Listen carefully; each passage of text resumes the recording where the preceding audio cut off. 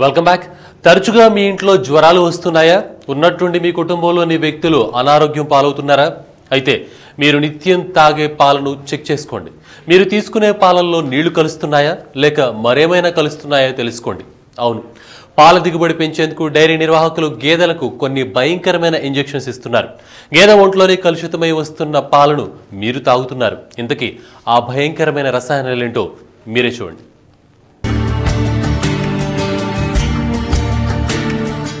భాగ్యనగరంలో అత్యంత లాభసాటి వ్యాపారాల్లో పాల వ్యాపారం ఒకటి. జనాభా పెరిగే కొద్దీ పట్నంలో పాలకు గిరాకీ కూడా పెరుగుతోంది. గిరాకీతో పాటు పాల ధర కూడా ఆకాశాన్ని తాకుతోంది. ప్యాకెట్ పాల ధర లీటర్కు 34 నుంచి 38 రూపాయలు ఉంది. ఇక ఇంటికి వచ్చి పాలు సరఫరా చేసేవారు లీటర్కు 40 రూపాయలు వసూలు చేస్తున్నారు. ఈ పాలలో వ్యాపారి కావలసినన్ని నీళ్లు కలిపేస్తాడు. ఇక స్వచ్ఛమైన పాలు దొరకాలంటే లీటర్కు 60 నుంచి 80 రూపాయలు ఖర్చు చేయాలి.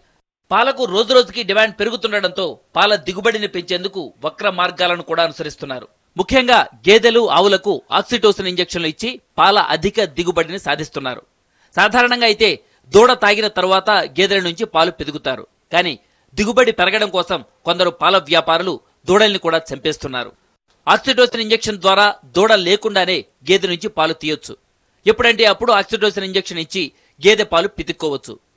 దూడకు పాలు వదలాల్సిన పని లేకపోవడంతో హైదరాబాద్ నగరం, దాని శివార్లలో పాల వ్యాపారులు ఎక్కువ శాతం ఆక్సిటోసిన్ ఇంజెక్షన్లపైనే ఆధారపడి పాలు పితుకుతున్నారు. ఆక్సిటోసిన్ ఇంజెక్షన్లు ఇచ్చి పాలు పితకడం ద్వారా చాలా అనర్థాలున్నాయి.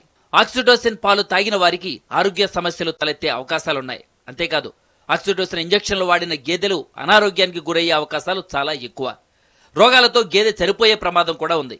ఒకవేళ పశువులు చనిపోకపోయినా పునరుత్పత్తి సామర్థ్యం, పాల ఉత్పత్తి సామర్థ్యం పూర్తిగా తగ్గిపోయే ప్రమాదం ఉంది.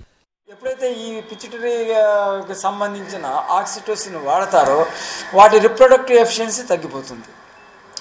ఒక ఆవు కాలంలో కానీ ఒక గేదె కాలంలో కానీ ఒక 9 ఈతలు 10 ఈతలు ఈనే ఆవు కానీ గేదె కానీ ఈ ఆక్సిటోసిన్ వాడడం వల్ల 2-3 ఈతల తర్వాత ఉండదు.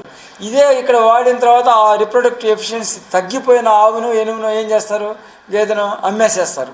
అది ఎక్కడికో రైతుల దగ్గరికి ఎక్కడికో పోతుంది, వాళ్ళు ఆ బాధలు అనుభవిస్తారు. ఈ దుష్పరిణామాన్ని పెద్దగా పట్టించుకోవడం లేదు పాల డైరీ నిర్వాహకులు. ఆక్సిటోసిన్ ఇంజెక్షన్స్ ఎక్కడ పడితే అక్కడ అందుబాటులో ఉండడంతో విచ్చలవిడిగా వాడేస్తున్నారు. ఎందుకిలా అని ప్రశ్నిస్తే ఒక్కో ఆవు గేదెను కొనుగోలు చేయాలంటే దాదాపు ₹1,00,000 అవుతోందని, డైరీ ఫామ్ పై పెట్టిన పెట్టుబడి తిరిగి చేతికి అందాలంటే పాల దిగుబడిని పెంచాల్సిందేనని చెబుతున్నారు.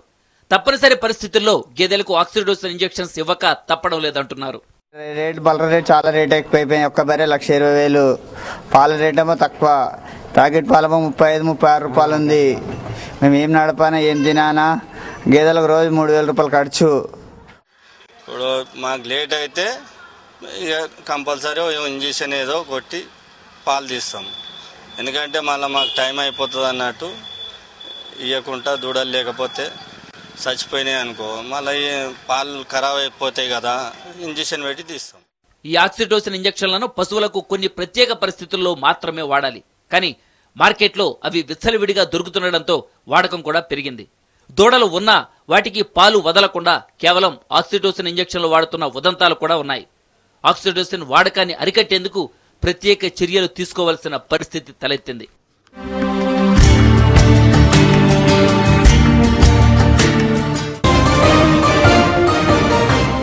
కాసుల కోసం పశువుల ప్రాణాలతో ఇక్కడ చెలగాటమాడుతున్నారు కొందరు. అదే డబ్బు కోసం బంగ్లాదేశ్లో మనుషులను పశువుల కన్నా హీనంగా మారుస్తున్నారు. ఇది నిజం. ఢాకా రెడ్ లైట్ ఏరియాల్లో జరుగుతున్న దారుణంపై ప్రత్యేక కథనం మీకోసం.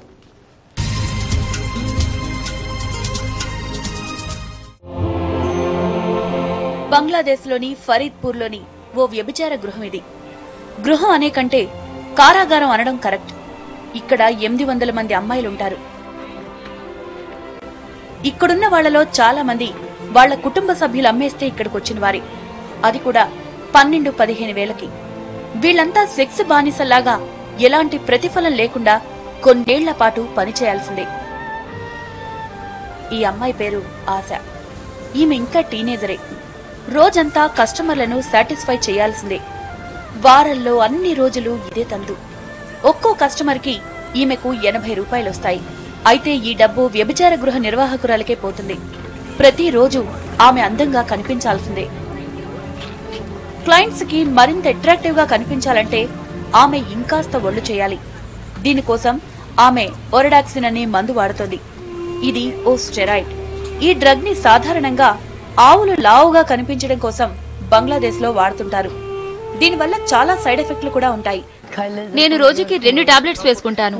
ఇది వేసుకోకపోతే నాకు ఆకలి వేయదు. నాకు కొన్ని ఆరోగ్య సమస్యలు కూడా ఉన్నాయి. ఆశని 2 ఏళ్ల క్రితం ఓ బ్రోతల్ ఓనర్ కొనుక్కుంది. అందుకే ఆమె మీద ఎంత సంపాదిస్తే ఆమెకి అంత బెనిఫిట్.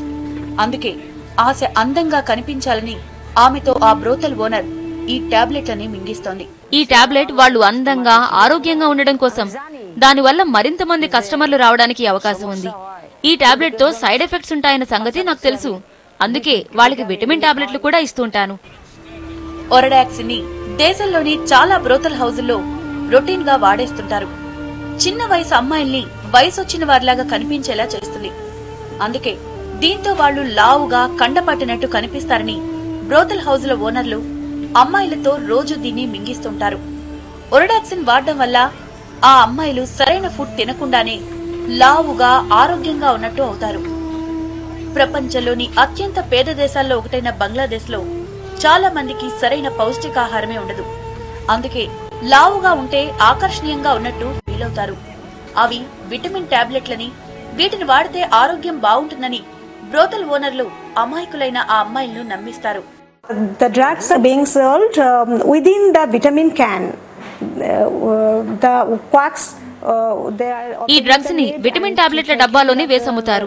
విటమిన్ టాబ్లెట్ల బాటిల్స్ మూత తీసి ఈ డ్రగ్స్ ని అందులో వేసి అమ్మాయిలకి అమ్మేస్తూ ఉంటారు. ఈ అమ్మాయిలకి ఇవేమీ తెలియవు. అవి విటమిన్లు కాదా అని చెక్ చేసేంత తెలివి వాళ్ళకుండదు. అవి వేసుకుంటే అందంగా కనిపిస్తామని అనుకుంటారు. జూనా కూడా ఓ సెక్స్ వర్కర్. ఆమె చాలా ఏళ్ల నుంచి ఈ డ్రగ్ ని వాడుతోంది. ఇది మంచిది కాదని నేను విన్నాను. అందుకే ఇప్పుడు సగం మాత్రమే వేసుకుంటున్నాను. నెమ్మదిగా ఇది వేసుకోవడం మానేయాలి. సడన్ గా మానేస్తే ఆరోగ్య సమస్యలు వస్తాయని భయం. బ్రోతల్ హౌజ్ల దగ్గరలో ఇవి చాలా సులువుగా దొరుకుతుంటాయి. ఎలాంటి ప్రిస్క్రిప్షన్ లేకుండానే వీటిని అమ్ముతూ ఉంటారు.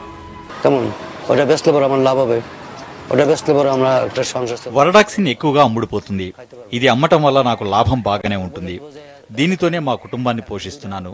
అయితే ఇది ఇచ్చేటప్పుడు జాగ్రత్తగా వాడమని చెప్తుంటాను. ఒరడాక్సిన్ ని ఇష్టం వచ్చినట్టు వాడడం వలన చాలా సీరియస్ సమస్యలు వస్తాయి. బంగ్లాదేశ్ లో అధికారికంగా లైసెన్స్ తీసుకుని పనిచేస్తున్న వ్యభిచార గృహాలివి. ఇరుకుగా ఉండే ఇళ్లు, వీధులు, ఎక్కడ చూసినా పేదరికం తాండవిస్తున్నట్టుంటాయి. బ్రోతల్ హౌజులు వాటి చుట్టుపక్కల ఎక్కడ చూసినా ఈ టాబ్లెట్లు, కండోమ్స్ కనిపిస్తూ ఉంటాయి. షాహినూర్ బేగం కూడా జునా లాంటిదే. ఈమె దాదాపు 7 ఏళ్ల నుంచి ఈ డ్రగ్ ని వాడుతోంది.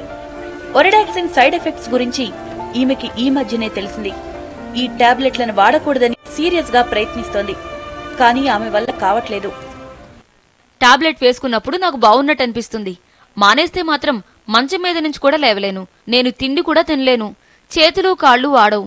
చాలా నీరసంగా అనిపిస్తుంది. బంగ్లాదేశ్ లోని బ్రోతల్ హౌజుల్లో 90% మంది ఒరడాక్సిన్ డ్రగ్ ని వాడుతున్నారు. బంగ్లాదేశ్ చట్టాల ప్రకారం వ్యభిచారం చట్టబద్దమే. అయితే 18 ఏళ్లకి పైబడిన వాళ్లు మాత్రమే అర్హులు. అందుకే ఇక్కడ బ్రోతల్ హౌజ్ నిర్వాహకులు పెద్దగా కనిపించేలా చిన్న పిల్లలకి ఈ డ్రగ్ ని మింగిస్తారు. దాదాపు 90% మంది సెక్స్ వర్కర్లు ఈ డ్రగ్ ని వాడుతున్నారు. ముఖ్యంగా 15 నుంచి 30 ఏళ్ల మధ్య వారు ఈ టాబ్లెట్స్ ని వేసుకుంటున్నారు. బంగ్లాదేశ్ లోని బ్రోతల్ హౌజుల్లో ఆందోళన కలిగించేది ఎయిడ్స్ కాదు, ఒరడాక్సిన్. ఎందుకంటే ఇక్కడ నిర్వాహకులే కాదు, సెక్స్ వర్కర్లు కూడా వీటికి అంతగా అలవాటు పడిపోయారు. దీని బారి నుంచి బయటపడాలని ఉన్నా ఈ బ్రోతల్ హౌజులకి వీరిని ఎవరైతే అమ్మేశారో వాళ్లే వీళ్ళని వెనక్కి రానివ్వరు. అందుకే ఈ విష వలయం నుంచి బయటికి రాలేక దేవుడు ఎప్పుడెప్పుడు తీసుకువెళ్లిపోతాడా అని చూస్తున్నారు జునా, షాహినూర్ బేగం లాంటి వాళ్లు. కానీ ఆశ లాంటి వారికి మాత్రం ఇది ఆశ పెడుతూనే ఉంది.